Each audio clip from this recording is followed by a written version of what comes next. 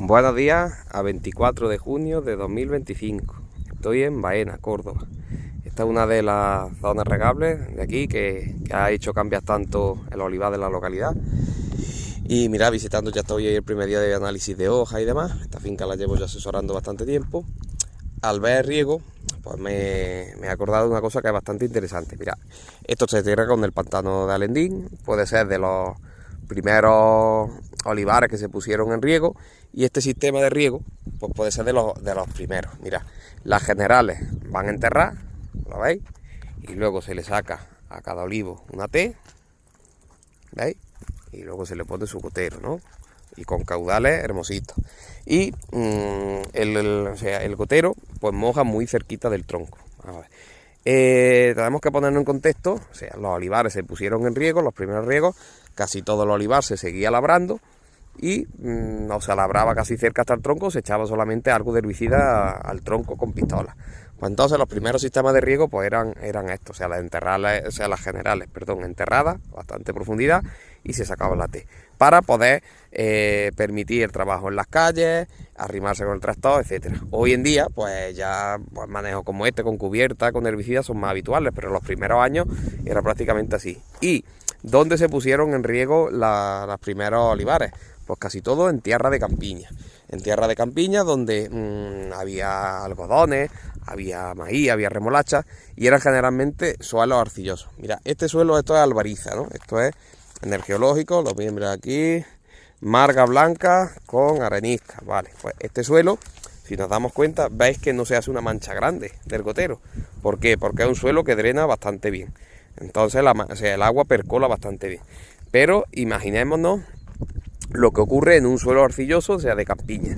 Pues son suelos impermeables, muy arcillosos. La mancha de humedad abre bastante y no percola, no drena, o sea, se quedaría ahí. ¿Qué pasó en los primeros años?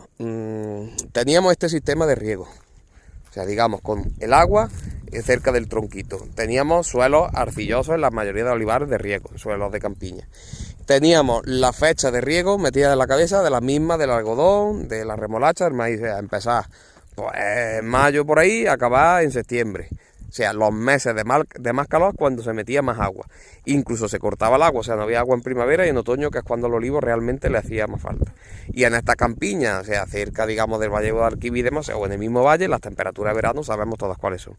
¿Qué pasó? Pues eso fue una bomba pues, de relojería para el verticillium, porque se le puso en bandeja, o sea, tenía la planta con el estrés por un drenaje deficiente en la raíz, con altas temperaturas, encima variedad picual que tiene sistema radical muy escaso, pues la incidencia de verticillium se disparó. Que sí, que es cierto que llegaron los patotipos en el algodón de Estados Unidos, el patotipo ya defoliante, o sea, que se llegaba a cargar los árboles, exactamente, todo cierto. Pero a que hoy en día, o sea, de verticillium ya es algo más bien anecdótico, no se ven las incidencias que se llegaron a ver en la finca. ¿Por qué no? Porque hoy los sistemas de riego como este no pone prácticamente nadie un sistema de riego como este. O sea, se pone la goma con los goteros integrados, más cerca o más lejos del tronco. Las dotaciones de riego ya están reguladas, ya no permiten prácticamente a nadie meter las dotaciones de riego de estas indeterminadas del algodón a los olivos. Se tiene más conciencia generalmente en la fecha de riego, pues ya en verano pues se suele recortar algo. Pues por eso la incidencia de verticillium ha disminuido. Y vemos que todas estas plantaciones que se hacían, intentas poner frantollo, intentas poner empeltre, todas estas variedades, intentas poner resistentes, pues prácticamente ya de eso se ha abandonado, se ha olvidado, por así decirlo.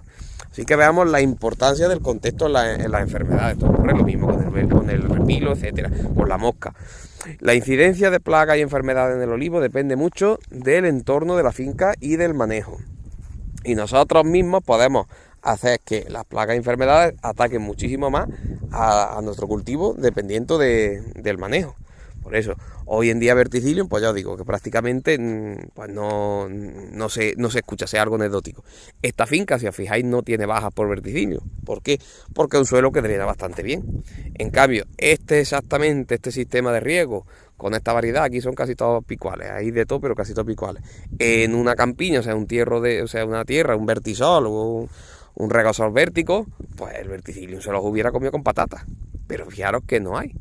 en aquellos primeros años pues no se tenía tampoco muy claro cuál era la causa. Así que ves que para el verticillium, como yo digo, pegarle una patada al gotero, lejito del árbol.